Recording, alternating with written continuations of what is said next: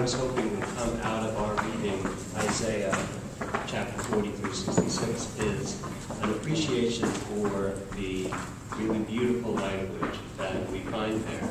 And I'm wondering if that appreciation has resulted in anybody saying, I'd like to get this verse inside me. I'd like to remember this. I want to memorize this. Has anybody got a verse that's really stuck with you? But I have to find it. Oh, wait, you had to find it means you didn't get it inside you. Nancy, will you tell us yours? Oh. Yes, it wasn't this week, but my favorite is, the sovereign Lord has given me an instructed tongue. He wakens me morning by morning, wakens my ears. Oh, wait a minute. Wait, back up. See, pressure. The sovereign Lord, is this right? First part is right? Okay. Sovereign Lord has given me an instructed tongue to know the word that, I know this by heart. Know the word that sustains the weary. He wakens me morning by morning, wakens my ears to listen as one being taught. And I love it. Sorry. That's the beginning of one of the sermon songs. And it's all about having your ears of your ears open and your eyes of your eyes open. That verse always reminds me of a story that I heard told by a rabbi once. The rabbi says, my granddaughter came up to me and said, Daddy, you know how when you're asleep and then you can wake up? And the rabbi says, yes. And then the daughter says, well, what about when you're awake? Then can you wake up? And that's what it's really saying. Every morning I wake up and then I wake up my ears. Anybody else have a verse that just you want to stick with?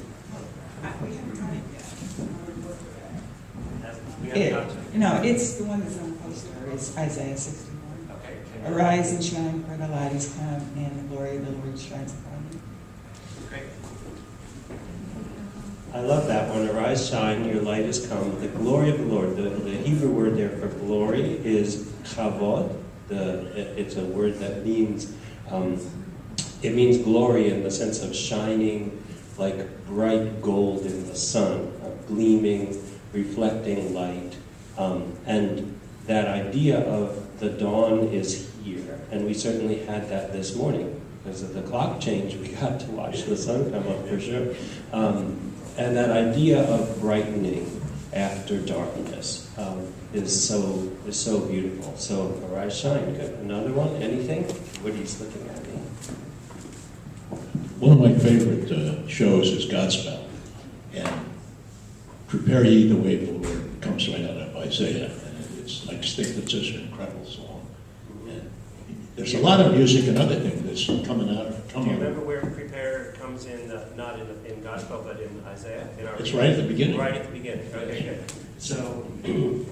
So this is a really crucial theme in Isaiah, is the idea of that it isn't simply prepare ye a way for the Lord. In other words, somebody's coming to your house to visit, so you run around the house. In Pennsylvania, we have an actual word, ret up the house.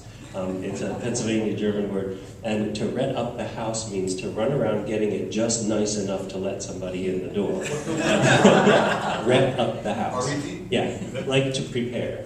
But retting up the house, it has a very specific term. It does not mean cleaning the house. It means getting it good enough to open the door and let somebody in. So prepare you the way of the Lord, that sense, in my spirit, in my soul, to make a way for the Lord. We can mistake it for getting the house ready enough, right? But in actuality, he keeps talking about what? Not prepare a way, as in a doorway, but prepare a way as in a highway. He talks about a royal highway. In fact, you have the hymn in the hymnal number 13. Prepare the royal highway, the Lord is coming and we need to prepare a road worthy of the Lord to come. Well, why is the Lord coming into that exile? So it's right at the very beginning of the exile, verses chapter 40. The Lord is coming into that exile in order to take people home. The royal highway of God will become the homecoming highway of the people of God. So that's a beautiful verse. And the connection to God's belt is, of course, we know from Mark, the first chapter of Mark, the Isaiah passage, a voice crying in the wilderness, prepare ye the way of the Lord, is referred to right away in the first verses of Mark.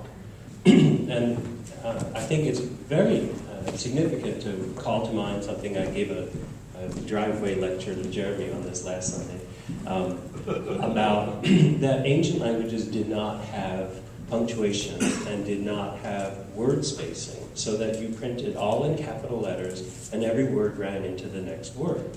You simply wrote letter after letter after letter. And that causes some trouble when you might have two words next to each other and they might be divided differently, right? And so sometimes there's variant readings of Scripture that come out of exactly that. Do we put this letter at the end of that word or at the beginning of this word? It becomes an important point, because there's no word spacing. But there's also no punctuation, including there's no such thing as quotation marks in ancient languages. So Isaiah says, a voice cries, in the wilderness prepare the way of the Lord. And Mark says, as the prophet wrote, a voice cries in the wilderness, prepare ye the way of the Lord. Okay, and so it becomes really important that John the Baptist is out there in the wilderness, surviving on his locusts and honey, and crying. And Jeremy said, so where do we get this idea of the wild-eyed prophet, you know? Well, we kind of get it from Mark. That right there in that image, we have this idea of the prophet who is outside of the community and calling a word to the community from outside of it, saying, you better shape up, or this is going to happen, and that's going to happen. That whole idea of the prophet as speaking words of sooth, this is going to happen in the future, comes that late in the program. And Isaiah, you notice, is not doing that. Isaiah is standing in Babylon and saying to the exiles in Babylon, get ready, we're going home. And he's talking about something that he sees on the immediate horizon. Cyrus has conquered all the lands to the north, all the lands to the west, and his home base is in the east, and so there's nowhere to go but into the water, the Gulf of Persia. Otherwise, we're going home. Cyrus is going to come and take over Babylon, and we're going home. So that's prepare you the way of the Lord. All right, anybody else? There's so many lines to it. Isaiah seems to be so quotable. I was in a doctor's office, and he took an X-ray and then said, come, let us reason together. Aha! Which is Isaiah. directly from Isaiah. Yes. It's one of the common lawyers' edicts, I think, because he's talking to magistrates, as I remember. So when we use these Bible reads, one of the things that we're getting is a context. So inherit the wind, right? Do you know that's a Bible quote? And do you know who it's from? Because we read it last year. It's from Job. It's from Job. So getting to know the Scriptures better and better, you get to be the smart aleck who recognizes a quote for what it is. Now, the difference between I know Shakespeare well enough to know that's from Troilus and Cressida, and that's from Titus and Andronicus, and that's from... Did Shakespeare do Troilus? Anyway. Yes. I know Shakespeare so well I can say that this is line so-and-so from scene so-and-so from act so-and-so is not really such an important game to be able to play, right? So how well do I know this literature of the Bible? How well do I know this literature of Shakespeare is very different from how deeply have I read it. How integral is my understanding of it? So it's one thing to be able to throw out a line, and one line that gets thrown out all the time is an eye for an eye, tooth for a tooth, right? Which is the lex talionis. It's called the law of retaliation, the law of equalizing. You cause harm to that person that costs him a leg, then we will take your leg off and call it done. That was the law. And a lot of people say, well, it says in the Bible, an eye for an eye, tooth for tooth. right? So it's half the quote. Jesus says, you have heard an eye for an eye, a tooth for a tooth, but I say to you, don't do that. So being able to throw out a phrase and say, well, it's in the Bible is one thing. Being able to throw it out and understand that it has a context in the Bible is a whole different story. Okay. It actually comes from the Code of Hammurabi. Yes.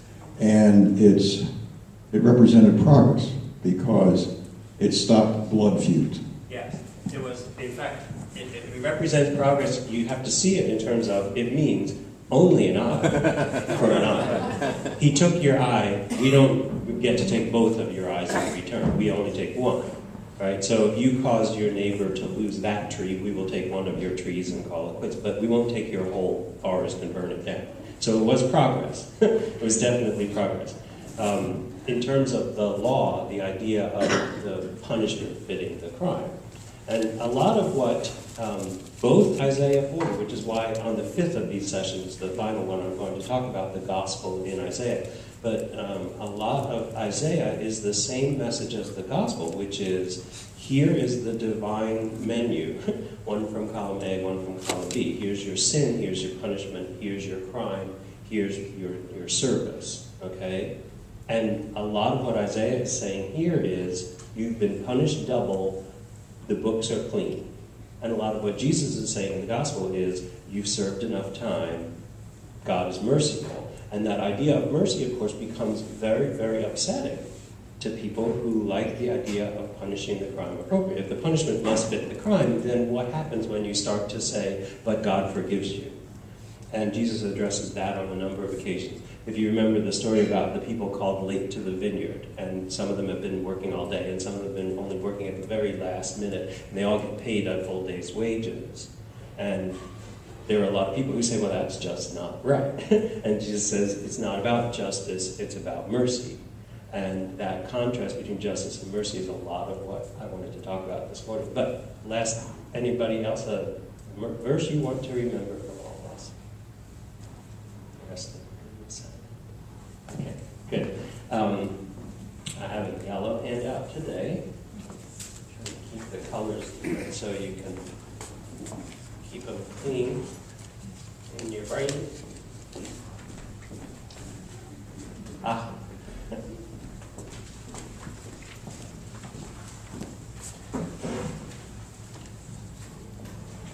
While the handout is going around, I'll just say about next week, that next week the choir and solo singers and I are going to lead you in a sing and music fest.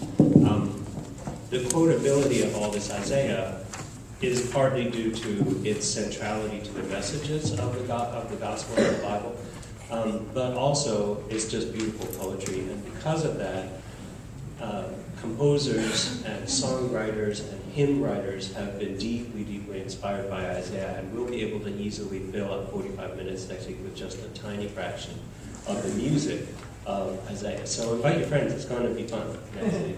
And the final one, as I just said, will be on the gospel relationship to Isaiah.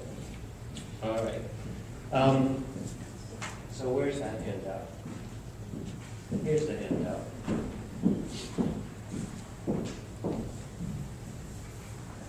I'm going to come back to an idea I gave you on the very first of these talks, and that is how minimally the reading we've done so far has called on your knowledge of names and places, right? So we've only had a few places, Babylon, also called Chaldea.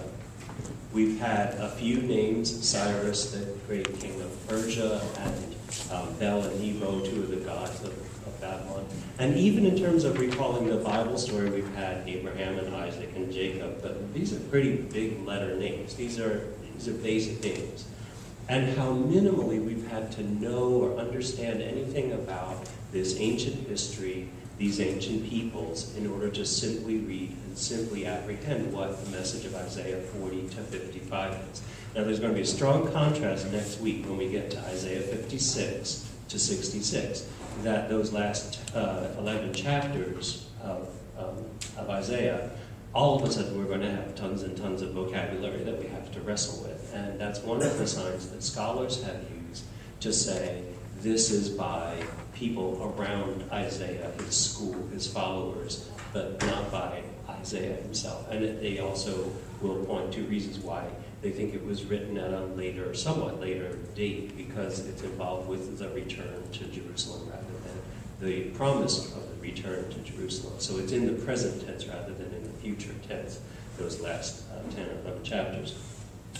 So in all of our reading for the coming week, there are only two names. And again, they're really basic. Noah and David. Noah and David are both referred to in this week's reading as instances of the covenant. And last week I was talking a little bit about that I and thou between God and God's people. That the covenant is a contract. I will be with you, says God. I will not forsake you. I will redeem you. That these are promises with an I in the beginning and a you at the end. And inserting ourselves into that covenant relationship is a big part of what transforming the religion of the written page of the Bible into the religion that we might be living, is finding the how do I participate in that covenant? How do I belong to the God who makes these promises to me? And one of the underlying things is, of course, the you in English is ye and you. It's singular and plural. So when we're reading translations, we often don't get that distinction between you and y'all. All right? If you've been listening to the news this week, you know some people can say y'all now. Or in Pennsylvania, we say between yous and yous guys, which is singular and plural. Is there any distinction in the language between the familiar and the formal? Yes. In the original Hebrew, there are several gradations between, and in English there are. So if you read the King James Bible, you get the thou versus the ye versus the you, which are all reflexes of that second person pronoun. The bottom line is some of these promises are made to you in the singular, and some of them are made to you in the plural, but the understanding is exactly the same. Because when it's you in the singular, it's you, Jacob, where Jacob stands for the entire people of Israel. It's you, Israel, which is a man's name, where Israel stands for the whole people of Israel. And in fact, we get into that confusion in some English, because in English, Israel is a man, he, Israel, he. But very often Israel refers to the whole community of the people of God, Israel, she, as in she, the church, as in the she that goes with all the inanimate personalizations of concepts. So these promises are made to a you that is at the same time individual and corporate. This is going to be really important for our understanding of a lot of these things. Because the punishments are both individual and corporate. Because the forgivenesses are both individual and corporate. And because the obligations of this religion and this religious community are both individual and corporate. And we get into this distinction because when it says, you shall proclaim liberty to the captive, you shall proclaim freedom to the oppressed, and riches to the poor, that's a responsibility of proclamation that is on the whole community. The whole community, not just each individual person, has some responsibility for mercy, for justice, for liberty. That is the concept here. So we have Noah cited as an example of a covenant, that my covenant is, I will no longer punish the whole world in flood. David cited also as a covenant that when David becomes king of the whole nation, north and south, then God makes a covenant with him that they will belong to one another through all the ages. This becomes really critical, the covenant with David, in terms of the history of Israel. And you know that Israel has the Star of David, which is actually a shield of David, Mogen David, on the flag of the state of Israel, as a sign of that covenant made with David on behalf of the people of Israel. So there's a first scattering of Israel that happens just at the time of second Isaiah, that Babylonian exile, where Jerusalem, the city of David, is leveled. The temple of Solomon, the son of David, is destroyed. And the people of Israel are scattered around the world. Now, after 2nd Isaiah's time, they come back to Jerusalem, they rebuild, they have a second temple, they have reinstitution of Jerusalem as the cultic center, etc. And you know what happens in the century after Christ is that that second temple is also destroyed, that the Romans come in. There's a resistance movement you might have heard of under a man named Bar Kokhba, and the Bar Kokhba resistance movement among the Jews is the occasion of that final destruction of the temple and final scattering of the Jews until the founding of the modern state of Israel. There is no center. So guess what happens in that period? It's about 120 AD when Rome comes in and finally stamps out this Jewish insurrection. They said, we are going to not only get rid of the center of the Jewish cult, destroy the temple in Jerusalem, scatter the people, we're going to erase the name from the map. And the name, of course, of the southern kingdom is Judea, which means home of the Jews. And they take that off of the map, and they call it instead Palestina, Palestine. And that part of the world comes to be called by a Roman named Palestine, precisely at that same moment that the Jews are scattered. And so you see the underlying roots of thousands of years, first of dispersion of the Jewish people, and then second of these tensions in that territory between the Palestinian non-Jewish residents and the Jewish residents, especially at the time of the reinvention of Israel in our time. So these are long histories. This is not something that was just invented in the last few years by some Arabs. This is a really ancient struggle. But it also, when people say there's no such thing as Palestine, well, only if you discount 2,000 years worth of that being Palestine and being called Palestine, and the people who lived there being Palestinian. So, yeah, if you ignore those 2,000 years, there's no such thing as Palestine. So, okay, I'm not going to talk about politics here. All right, so in the third section of my handout, you see Yahweh, the people of Yahweh. This covenant with the people of God is expressible in terms of certain specific requirements or expectations, which is the law, okay? And we are not necessarily in the right mindset. In fact, it's hard to find people who have the kind of mindset that is required by this approach, which is to say, how do I be a faithful worshiper of this God? There are people who really want to have, this is the set of rules, these are the words you say, and then it's done. And there are branches of our faiths that have that mindset more, a legalistic, more concept.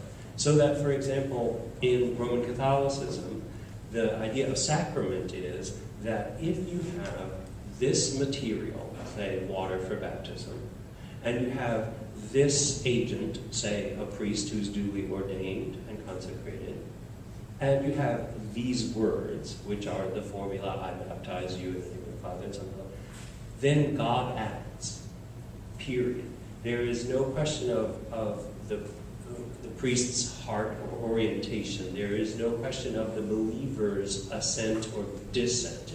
If you put the water on the person's head, and you are authorized to do so, and you use this formula of words, then God acts, period. It's a legal thing. If you have not said those words, it didn't happen. Sort of like in is it The Princess Bride, where they skip the I do part, and he says, did you say I do? No, well then you're not married, right? So there is a certain formality. If you didn't say I do, you're not married, right? But you know that more than that formalistic understanding of law is the idea of the intention of the heart. In other words, did you say I do and mean it? And seeing inside of the heart, discerning the heart, that's a different level of adjudication. That's harder to adjudicate.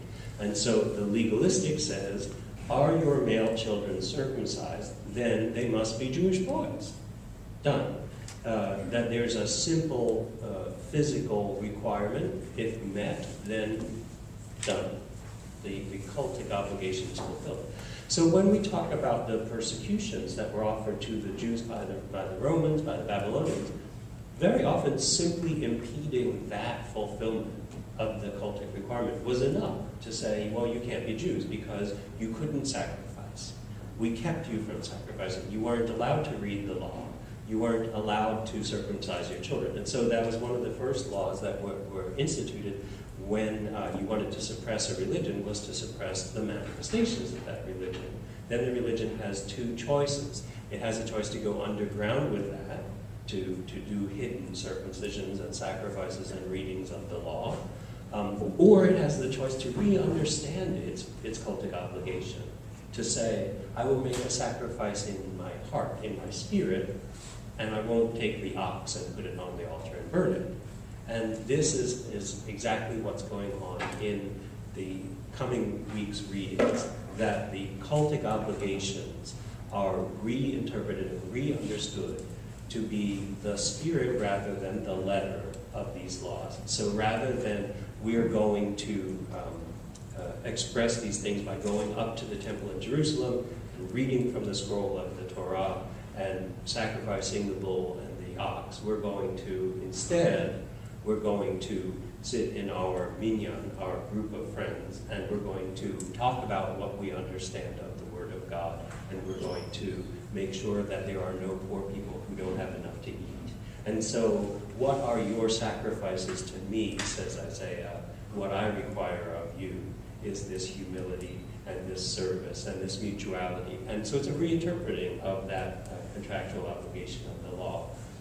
Keeping my Sabbath is one that I wanted to be sure to put in there because it's one of the principal signs of how far we are from that legalistic thing. Last two times I was at Stop and Shop, they had the announcement on Connecticut's one of two remaining states that don't sell liquor on Sunday, and write to your congressman, which is really funny because up until a month ago they were dead opposed to that, right? So the idea of the keeping the Sabbath holy, how many of us have complained that they scheduled football and lacrosse for Sunday morning games, etc.? But what are the responses of the person who believes that there is an obligation to separate one day from the week?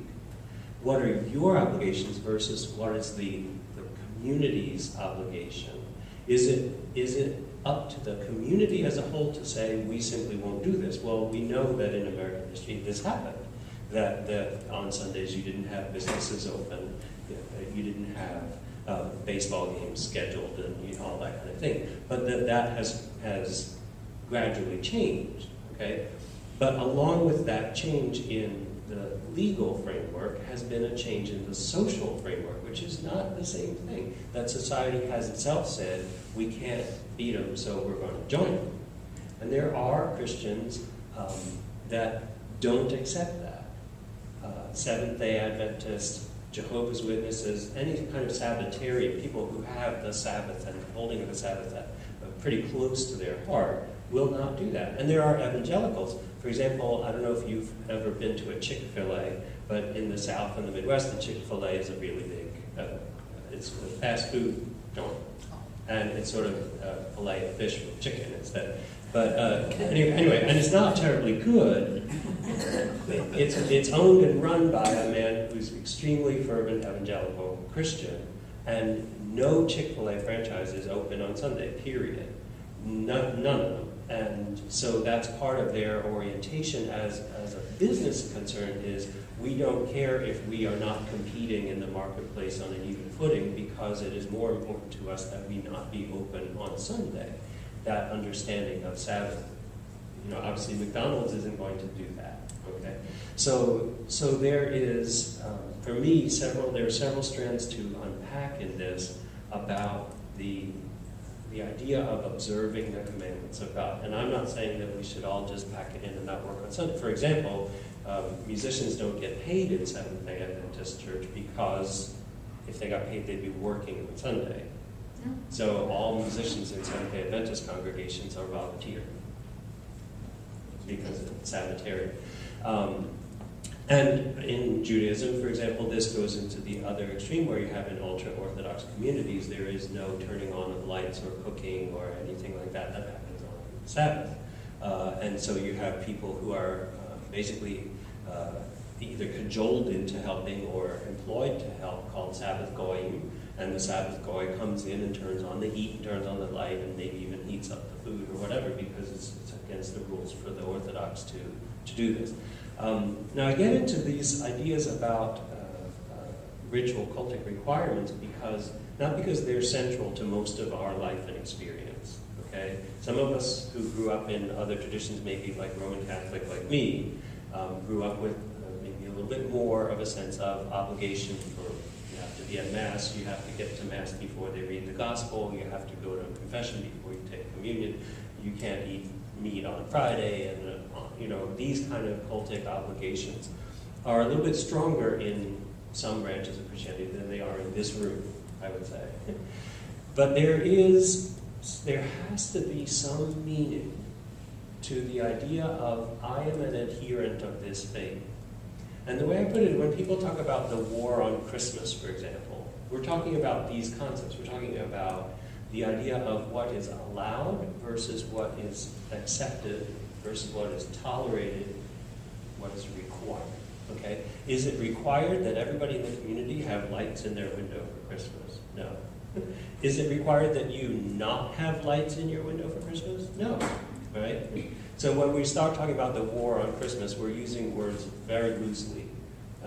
But we're talking about something that nonetheless has some kind of basic meaning to us. We understand when the children come home from the school choir rehearsal and they sang Hanukkah songs, but they didn't sing Away Manger or whatever. That there is some kind of a negotiating going on between what is tolerated, accepted, approved, or required. All right, and that's a legal framework. So when we start talking about what it means that we are Christians, part of what we're talking about is exactly this. In my life, what is the meaning of having this faith? And what is the working out of that meaning as I do what I do? Another way to put it is, Isaiah says, comfort my people, tell them their night is ended, the sun is rising, things will get better. What's the difference between Isaiah saying this and a Hallmark card saying this? What's the difference between the Hallmark card saying, cheer up, tomorrow's another day, and Isaiah saying, cheer up, tomorrow's another day? That brings us to the topic of last week. What is the authority? In what way is Isaiah saying this on behalf of a higher authority than a human? It's going to be okay. But a divine, it's going to be okay. And is there a difference for us? Now, I'm not going to try and answer that question. I'm going to try and define that question. Nancy has come back after how many weeks of turmoil? 6 weeks. Nancy came back after 6 weeks of trial and tribulation. And during that 6 weeks, she was in touch with us, especially through certain friends like Jackie, to say, Jackie, what was the word she used? That was A rainbow bridge. A rainbow bridge of prayer. All right. We were praying for prayer. That Jackie kept calling up to say to Nancy in the hospital, we're all here praying for you. We're all here thinking of you. We're all here praying for you. And Nancy, without hesitating, would say, and I'm spending every minute praying for you and thinking of you. That joining together of the I and the you, which in this case is so interchangeable. And then, Nancy, I don't know if you want to share a little bit of what you were talking to me about, because the idea of forgiveness is a huge part of the message of Isaiah 40 to 55. That these chapters that we've spent now 2.5 weeks with are about, I see Don looking at us, are about forgiveness. Forgiveness, first of all, where it's not deserved necessarily. In other words, you've fallen away, you've been profligate, and yet you are forgiven. God promises forgiveness. Can you tell us a word about that? No. Well, I just know in my heart that we cannot live with unforgiveness. That's not the Christian way. So in the hospital, I had lots of time to pray, and I prayed and prayed. constantly for the Lord to show me how I can forgive, because by now you all know it was a doctor's accident that kept me there. And he wakened me what I call night school. It's always 2:30 in the morning, and I reached over and wrote down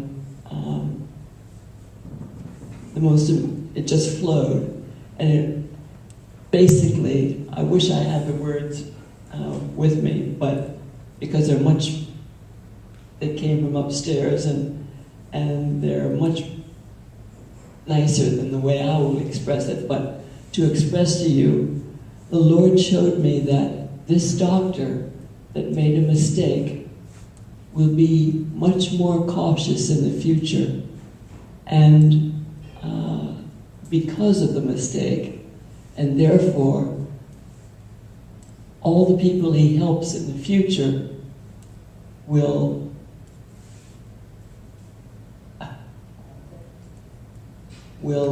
benefit by the mistake he made with me. And it just took all the weight off my shoulders, and I just felt like I could fly. I was so high. And I still feel that way. And I'm waiting to see if I need to send the doctor my revelation on forgiveness, but that remains to be seen. I'm leaving it up to the Lord to tell me. Thanks for sharing that. The idea that the lifting of weight, that lifting of that weight, made you feel like you could fly.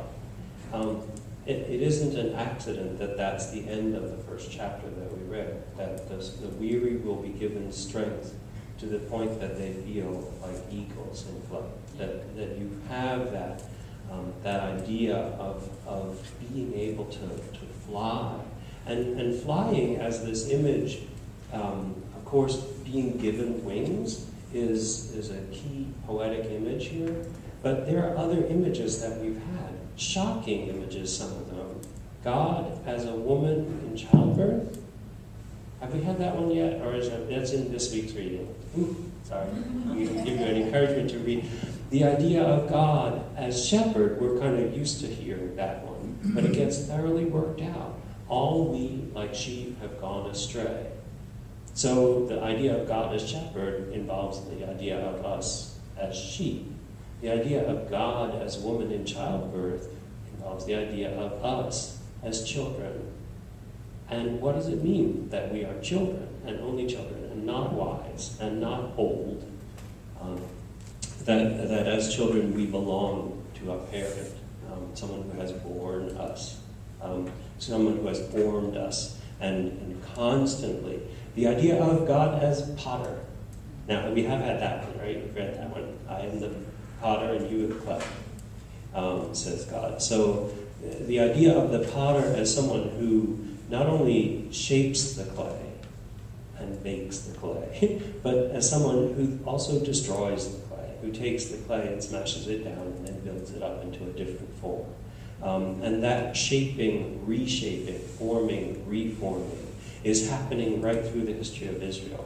So the idea that Israel wanders through the desert, settles, gets wandered into Egypt, settles, wanders back through the desert, settles, is captive in Assyria and Babylon, settles, comes back home, settles, and finally is dispersed. That whole history of smashing down and reforming and smashing down and reforming becomes key to the Jewish identity, for one thing, and Isaiah belongs to the Jews as much as to us, maybe more.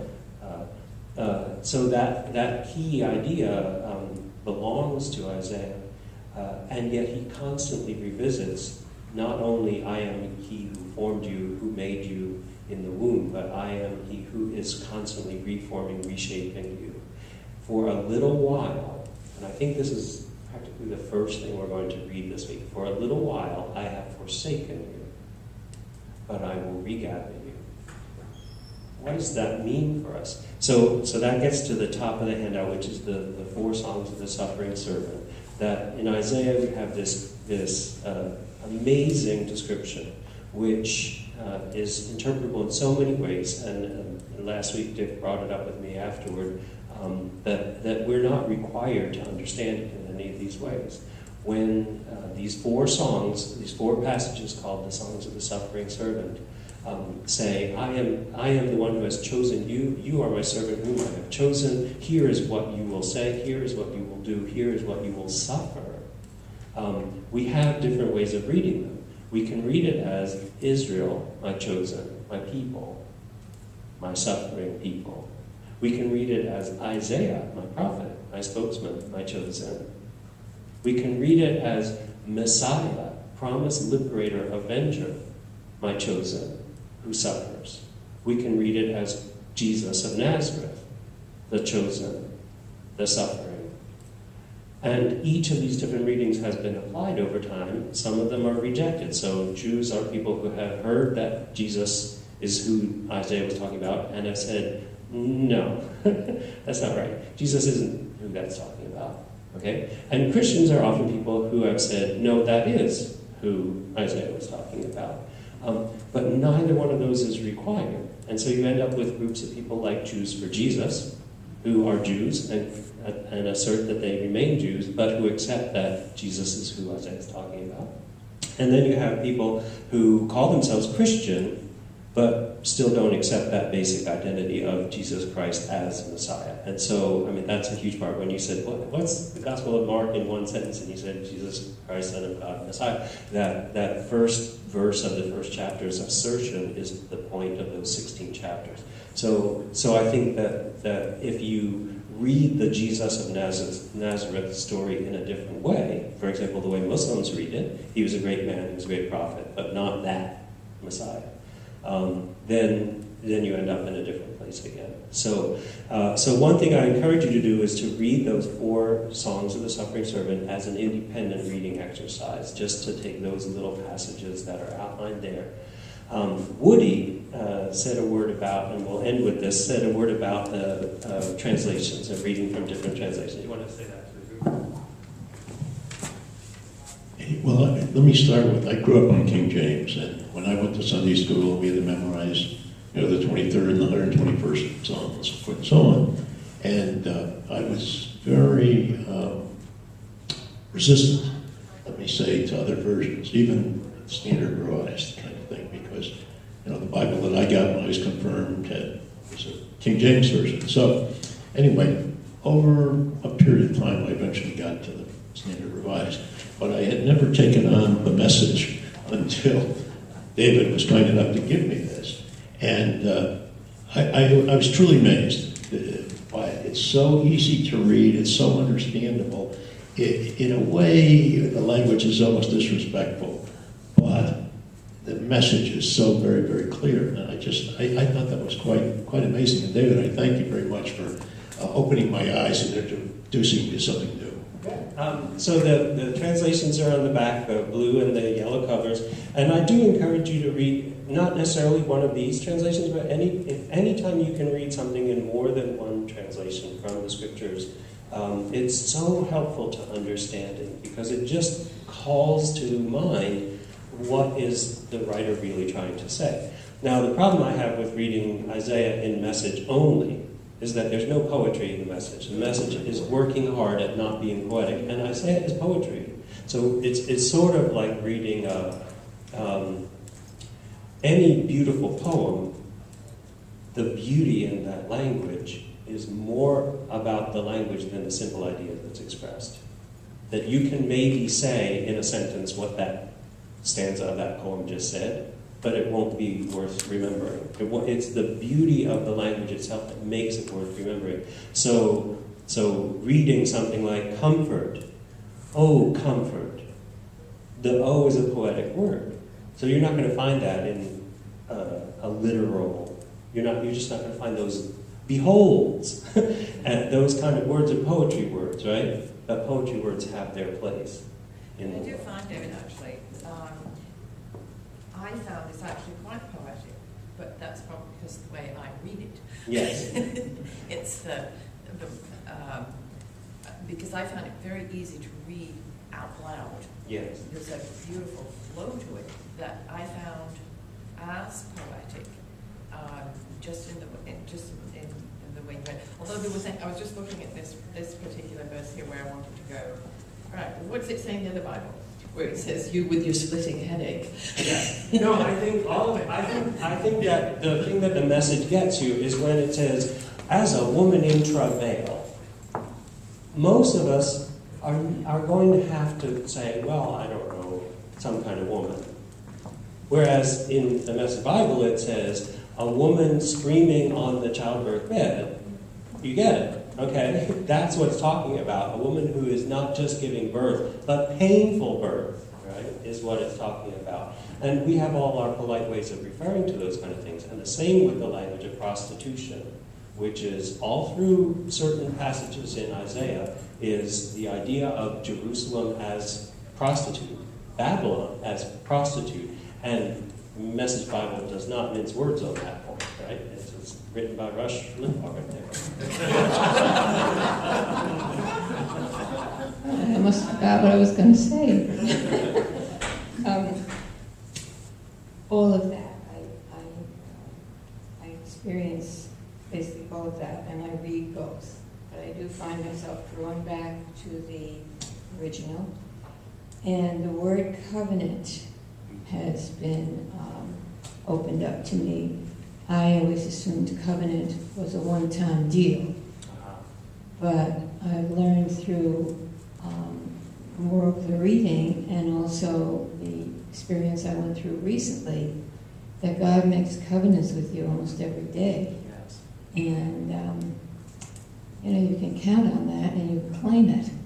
And I think Isaiah, while I enjoy reading it, I think it has broadened for me the idea of God's commitment to us. And we fail, we get up in the morning and we're filled with good intentions, and I probably fail in half of them. And then I realize, wait a minute now, God made a covenant with me, no matter what I did or how I did, and He renews that covenant every day. And that is very comforting, and that is the message I get. That's great.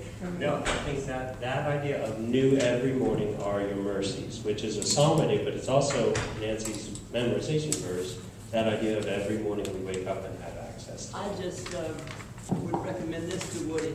I had never read the message along with Isaiah before, but this is a parallel Bible, Yeah.